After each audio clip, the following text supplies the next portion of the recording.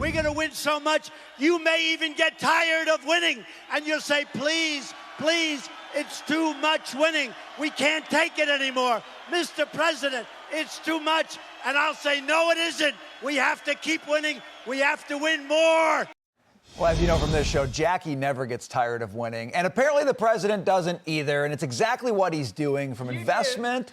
You get tired of winning with the Chipotle. Oh, thanks a lot. Thanks a lot. Wow. Okay. Anyway, from investment to tax cut, the president is delivering major economic wins for Americans, except for guys in Chipotle like me, even hauling in a whopping $1.5 billion in fundraising since returning to the White House. And the Democrats, well, they're having trouble unifying around an economic message. Instead, protesters flooded Wall Street today to fight Trump's DEI rollback.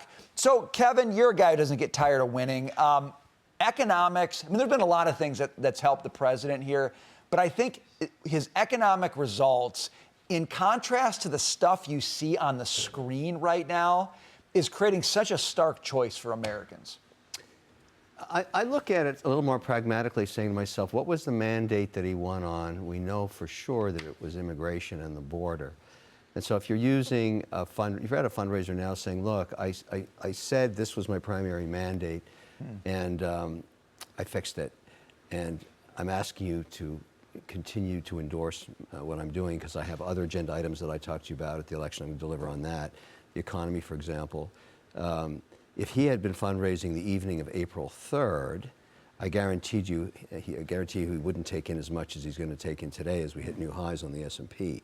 People love politicians who deliver outcomes that they were promised. It doesn't matter what party you're in. The Democrats are in trouble right now. They haven't found their leadership, but they will one day. They'll find somebody, and it'll matter in terms of, I remember when Clinton came out of nowhere, out of Arkansas, and started saying stuff. I went to his early fundraisers in Boston, and he just delivered on what he said he was going to do. And he was an immensely popular centrist president. And I say that because I made a lot of money with him. And I don't care who's in the White House. Tell me what you're going to do, then do it, and I'm happy to pay. He came out as a centrist in a Democratic Party that definitely was not as far left as this Democratic. I mean, the dynamics were different there. Well, what I'm saying is they're going to go to the center. There's no way you can stay this far left. So, okay, so Brianna, I want to bring you in on that, because I hear you, but we keep saying someone's going to emerge, waiting for Godot kind of thing.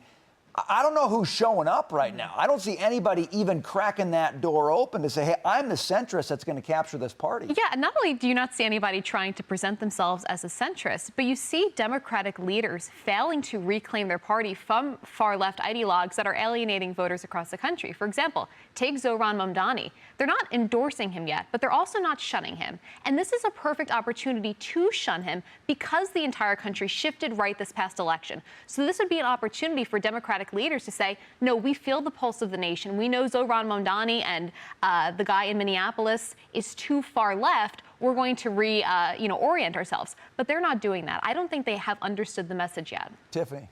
Yeah, I mean, my PAC, Endeavor PAC, is seeing the same kind of success. We're raising money. I'm committed to helping candidates in blue and purple states and candidates across the country. And you know what's ruling the day? Common sense. That's what the American people voted for. That's what they want. And they're grabbing on to knowing that we also have to preserve this for the future because of what we endured over the past 4 years. So who is the leader of the Democrat Party? Is it AOC? Is it Bernie Sanders? Is it Mamdani? They don't know. And don't take it from me. A recent CNN poll showed that 28%, the Democrats' favorability is at 28%, the lowest since 1992. Dagan, is there a Bill Clinton ready to emerge from this Democratic Party? Oh, absolutely not. Who is middle of the road? Who is willing to bring sides together and talk? What Bill Clinton did, welfare reform?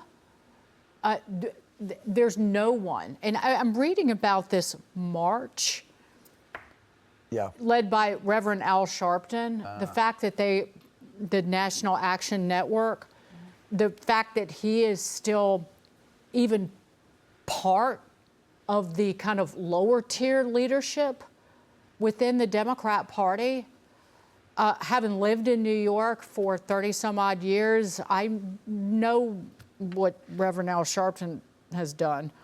But this demonstration, here's a quote, the demonstration's importance has only grown as the federal government threatens more takeovers of black-led cities after the unprecedented National Guard deployment in Washington, D.C.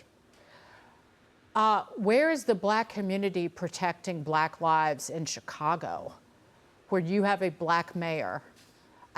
Again, to use race, the words of race as a weapon when people are actually dying in the streets is just, and also that the fact Mondami and Cuomo was expected. I didn't see shots of him, but why would Cuomo show up to that? I mean, I think Democrats need you to be right, but I just don't know that you are. No, I'm a market guy, and the market always tells me pendulum swing both directions. So when you have a void like this, and you've really done a great job detailing it, yeah, it's a void. In a void, it's not stable. Politically, it's never stable. So we don't know who this person is or this woman is. She or he will emerge. I hope it's a she. And the momentum will be extraordinary because she'll show herself, and we'll just use her for an example, as a centrist. And there are so many Democrats that want to find a way back into a place where at least they're part of the narrative. The trouble with the party right now is they're not part of anything. And so so that's why I believe by the time we get to the next election cycle, there will be a powerful, and for the sake of my hope, woman out there saying, here's how it's going to work this time. And this is what I love about democracy. Great poo-poo happens when you need it. And that's what happened in the last election. We were so off kilt, so off center. And all of a sudden, America just fixed itself like that. I remember that moment at 1:30. Well, Democrats better figure it out very quickly.